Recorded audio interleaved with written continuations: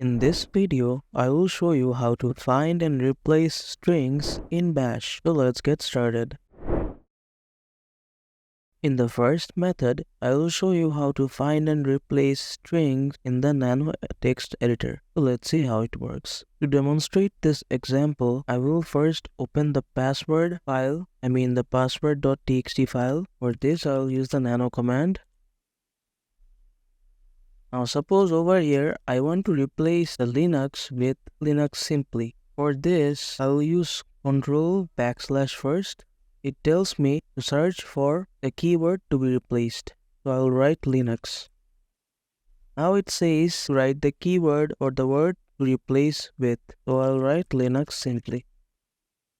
Now if I press Y, it will replace only this instance or which has been selected over here. If I press N, it won't replace. If I press A, it will replace all the instances of Linux to LinuxSimply. So I'll press Y. You can see it replaced the Linux with the keyword Linux.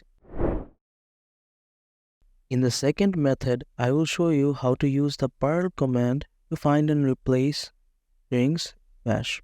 So let's see how it works. First, I will see the contents of my password.txt file. For this, I will write the cat command. The file name is password. Now I'll hit enter to see the contents. Now suppose I want to revert back the LinuxSimply text Linux. Place this and use the perl command with specific options, specific syntax to do so.